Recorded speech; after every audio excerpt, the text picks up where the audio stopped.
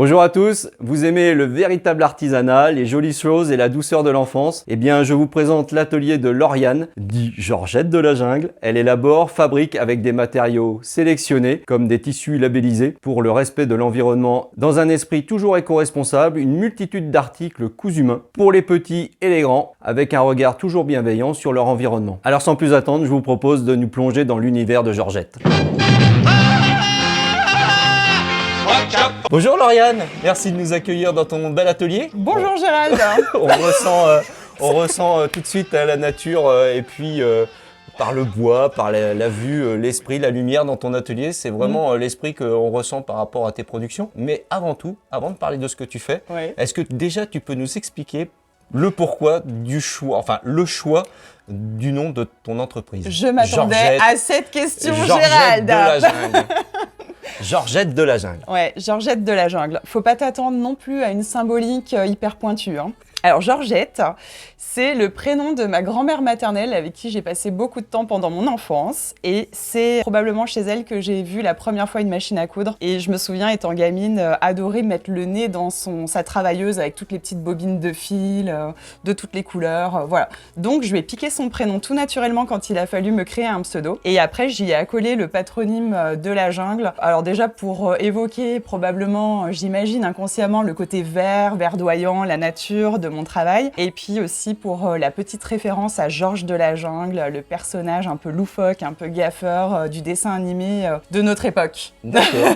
Ah bah super, bah comme voilà. Quoi je m'étais pas trop trompé, c'est à ça que je pensais. Ouais. Donc on retrouve tout à fait l'esprit en plus avec les couleurs, avec les différentes matières que tu utilises, qui visent à protéger l'environnement et l'être humain en général.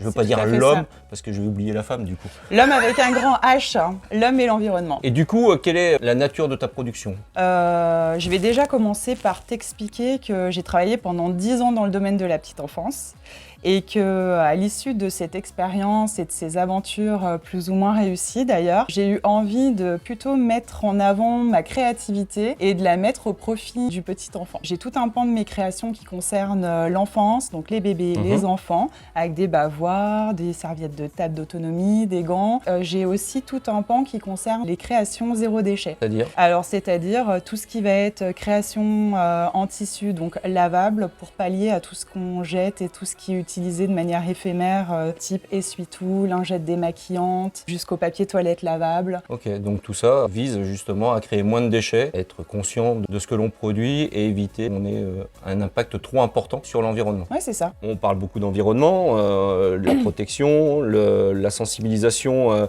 justement aux déchets, à la production des déchets que l'on a en tant qu'être humain sur notre planète.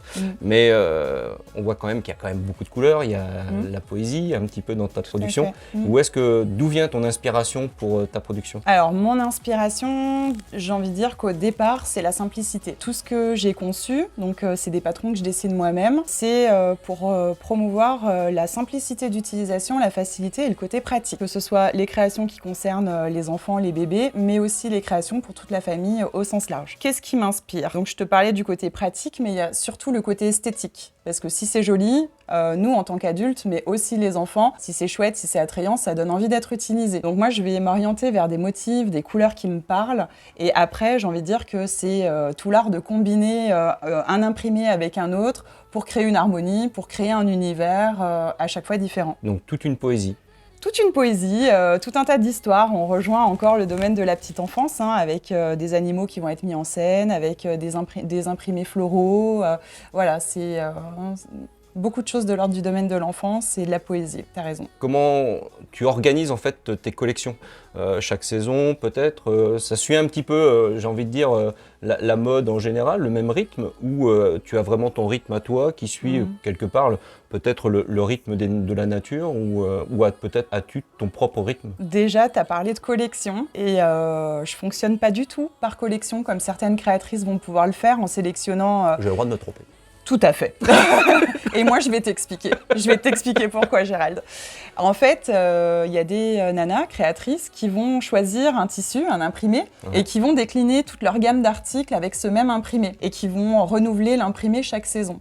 En fait, moi, si je me mets à fonctionner de cette manière-là, déjà, je pense que je vais m'ennuyer. Je vais me priver de toute une partie créative également. Et comme j'ai choisi de créer que des pièces uniques, je peux pas fonctionner avec une collection. Donc, en fait, moi, ce que je fais, c'est que j'ai, concernant le domaine de l'enfance, de la petite enfance, je vais avoir une dizaine d'articles et je vais avoir un millier de tissus. Ce qui me laisse une possibilité presque infinie de création. Donc, tu vas recréer le même article, mais dans différents coloris, différentes matières. Oui. De manière à satisfaire le plus grand nombre de personnes. Oui, et puis en plus, les gens me contactent pour des cadeaux de naissance personnalisés. Donc, ils viennent avec un budget, avec un thème, avec par exemple un coloris phare dans leur chambre, dans la chambre de l'enfant qu'ils ont imaginé. Et moi, je vais composer, je vais leur suggérer d'associer tel article avec tel article et en combinant en fait leurs différentes exigences. Donc, on ne parle pas de collection, mais peut-être as-tu quand même produit ou envisagé une collection particulière pour faire les cadeaux de Noël? Alors effectivement, j'ai pas de collection particulière pour Noël. Je vais avoir exactement ce que je propose tout au long de l'année, mais dans un stock beaucoup plus important, parce que c'est à cette période que se presse un petit peu plus la clientèle. Par contre, je vais avoir certains articles que je vais rajouter parce que saisonniers, notamment les bouillottes. Et des accessoires femmes aussi, type pochette, qu'on peut trouver derrière toi. J'essaye de sélectionner mes tissus en fonction des saisons, c'est-à-dire que sur l'automne, là on est en plein dedans, je vais te montrer par exemple... Voilà. Sur l'automne, certains clients vont avoir besoin, envie de coloris qui se rapprochent de la nature, qui évoquent les balades en sous-bois. On va être sur du terracotta, du kaki, de l'écru. Puis progressivement, on va arriver dans l'hiver, on va avoir des teintes un petit peu plus froides, du gris, du blanc. Arrivé sur le printemps-été, on va se retrouver avec des imprimés, mais ça c'est propre aussi aux collections qui sont sorties par mes fournisseurs. Hein. On va se retrouver sur des imprimés qui vont être un peu plus floraux, qui vont être un petit peu plus gais au niveau des coloris. Oui, et parce que toi, du coup, tu ne veux pas faire de collection, mais finalement, tu es soumise aux collections de tes fournisseurs. Ouais, mais moi j'ai ma propre collection de tissus et quand t'en as 1000, tu peux faire tout un tas de choses, crois-moi. Bon, bah, c'est chouette. Parce que tu vois, par exemple là, on est quand même au plein cœur de l'automne et je me prive pas d'avoir des coloris. Au moins, tout le monde est satisfait. Tout le monde est satisfait. J'ai une clientèle qui est vraiment en recherche de coloris un peu pétard pour les enfants parce qu'on sait que les enfants aiment ce genre de teintes beaucoup plus que des choses un petit peu sobres qui plaisent notamment beaucoup plus aux parents. Et puis, vu, on va dire, le peu de lumière qu'on a en ce moment avec la pluie qui tombe... On opte pour ces couleurs. Un peu de couleur, ça fait pas de mal. Ouais. Et du coup, on a parlé de Noël. Est-ce qu'il y a des endroits où on va pouvoir te retrouver pour justement essayer de remplir la hotte du Père Noël avec tes différents articles? Oui, Gérald. On va me retrouver prochainement sur le marché de Noël de Nanton le 26 novembre. Nanton en Saône-et-Loire. Nanton en Saône-et-Loire. Effectivement, c'est important de le préciser, je reste dans un périmètre autour de mon atelier pour rester sur de la production locale, pour offrir du local aux visiteurs. Ensuite, je vais faire le très joli marché de Noël de l'école Sainte-Marthe à Buxy. C'est couplé avec les illuminations, c'est le 8 décembre, le vendredi soir en nocturne. Le lendemain, le 9 décembre, je vais être sur la miellerie de la Natouze à Boyer. Le 10 décembre, je vais être à Dracy-le-Fort. Tout ça, ce sont les dates qui vont précéder les fêtes de Noël. Et ensuite... Et je vais en avoir une autre, hein. Mais ça, c'est encore pas... C'est encore un petit secret, mais je vais te le confier, Gérald. On a la primeur. Je fais une petite collab avec des amies créatrices sur le village de Morauge le week-end du 16 et 17 décembre. Pour les non-initiés, une collab? Collaboration d'artistes et artisans locaux. Et là, on va retrouver une ferronnière d'art, on va retrouver une brodeuse et puis d'autres choses, des surprises. Tout ça, c'est pour les fêtes de Noël, préalablement aux fêtes de Noël. Oui. Et sinon, si on veut trouver tes articles, si on veut s'approvisionner tout au long de l'année, où est-ce qu'on peut te retrouver? Où est-ce qu'on peut essayer de te commander des articles? Eh bien, le mieux, c'est de venir à mon atelier, qui est ouvert 7 jours sur 7 sur rendez-vous. Puis, pour les gens qui ne seraient pas sur place, je fais des envois partout en France et à l'étranger.